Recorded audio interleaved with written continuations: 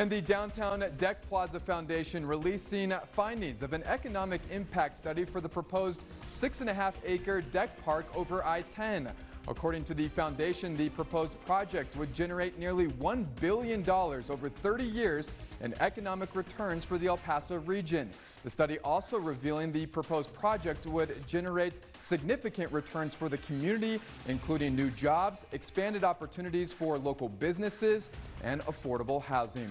And joining us now is Tracy Yellen, the CEO of the Paso Del Norte Community Foundation. Ms. Yellen is also the board chair for the Downtown Deck Plaza Foundation. Ms. Yellen, thank you so much for being with us here today. Provide us a little more insight. Tell us about this economic impact study, how you got to that $1 billion number, and why the foundation supports this project and why it's a need in our community. Yeah. Andy, thank you so much for having me on tonight and sharing the results of the economic impact study.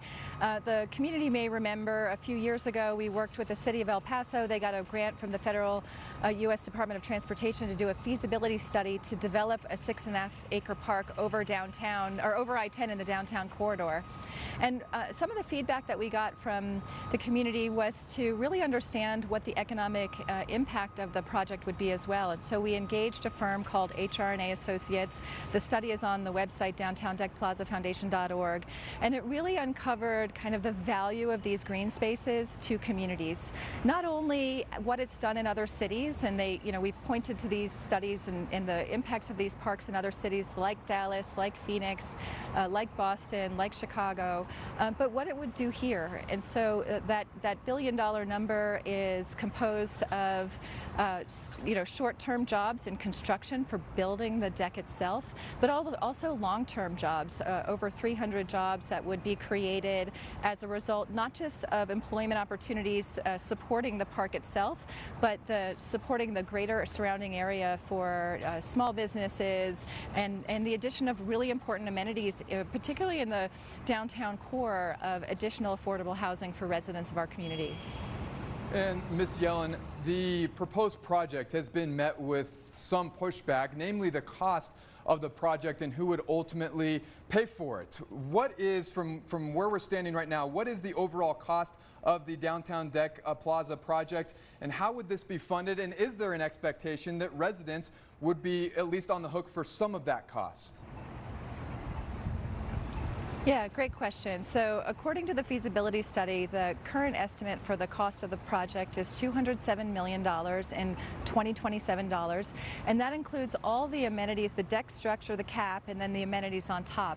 An amphitheater for events like Neon Desert and Music Under the Stars. There's a field house and sports courts that could host volleyball tournaments, soccer play, a mercado where you could really have opportunities for small businesses. This is going to be a highly activated and programmed space. We're here right now at San Jacinto Plaza, which I love to come to visit. It's busy all the time. There are families that come, people take quinceañera photos. There's someone not far from here who's looking at their graduation, gown, cap and gown, and taking those pictures. It's activated during festivals.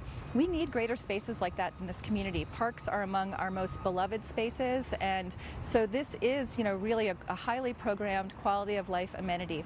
So, $207 million, not inexpensive, and it's going to take us many phases to get this project done. That's happened in other communities where they've built parks and then now they expand them. So Clyde Warren, 5.5 acres in downtown Dallas, they're now expanding that park. They've started phase 1 of Halperin Park near the zoo in Dallas. That's the second deck park. It will also have an expansion. So we're looking at phases. What the current phase now is really getting the funding for design, and we're so grateful to the state legislature, Senator Blanco and the delegation, for securing $10 million towards the design of the cap structure. We're working on grant applications to TxDOT and others to secure that other $10 million so that we have a full sense of the 100% design total cost. We are applying for other resources. Philanthropy has committed $35 million at least to support the project as well. and we'll pursue other state and federal sources. You know, I don't want to say that we'll never have resources invested from our community, but our goal is to secure as many resources externally to, you know, really, we're very sensitive to the concern around tax burden. We're very grateful to the city and the county for the efforts that they're making to support the project, the El Paso Metropolitan Planning Organization. I think if we all work together, we can make this happen. And it's, you know, how do you eat an elephant? One bite at a time. We will take this in phases. And Ms. Yellen, there's also some concerns with the proposed project's footprint. It would appear that there's some areas that would essentially need to be removed in order to make space for a deck park. What would need to go, and how are you addressing some of those concerns? Yeah, great question. So the work that TxDOT is doing to add a lane in the downtown area would affect the current properties. Yesterday they had a public meeting. They're doing an economic impact study. The deck park can go on whatever footprint TxDOT offers. So the taking of properties is not being driven by the park itself. It's being driven by the roadway work. So, you know, that's a great question to talk to TxDOT more about, to understand why they may need to work with property owners along kind of the trench of downtown, which is between Santa Fe and Kansas. So essentially, the way we understand the roadway work is you have 4 lanes in either direction, and as you come down into downtown, you have 3 lanes on either side. Those 3 lanes on either side are surrounded, bounded by retaining walls that are sloped. TxDOT is looking to straighten out those retaining walls in order to add that additional lane, so it's even. The 4 lanes on either side, it would be even on either side. They, I understand, are concerned about impacting the integrity of some of those buildings along that one retaining wall. What's so important, so you know, regardless of whatever TxDOT does, if they don't move the footprint, if they move the footprint, we can build a deck, and we will just work with them to do that. The value of doing the deck right now is in that work with the retaining walls. As they straighten those out, they can make them more sturdy in order to hold the weight of the deck, and then that essentially then allows us to reconnect the kind of downtown El Paso with the neighborhoods north of downtown to reconnect what used to be connected in the downtown area.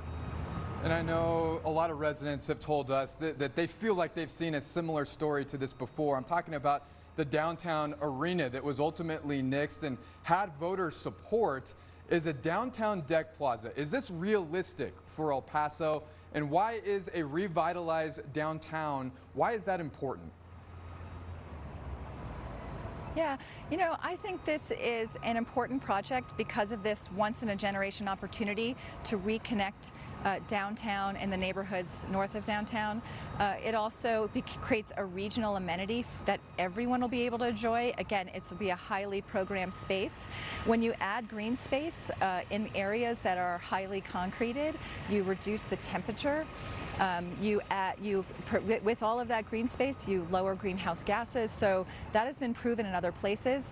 Clyde Warren Park is the #1 destination for tourists in the city of Dallas. This would be not only a benefit to the greater downtown and a building upon really this wonderful expansion of this beautiful city, but a place for everyone to enjoy. And I think of, you know, young people wanting to go to a neon desert.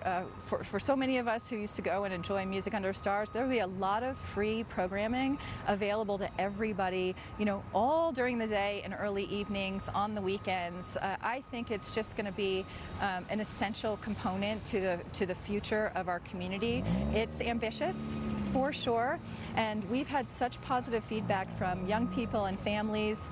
Also, this need for additional affordable housing in the center of our community, a rebuilding of a population. You know, the Uptown Downtown plan that the city did shows a pent-up demand for 10,000 housing units in the greater downtown area.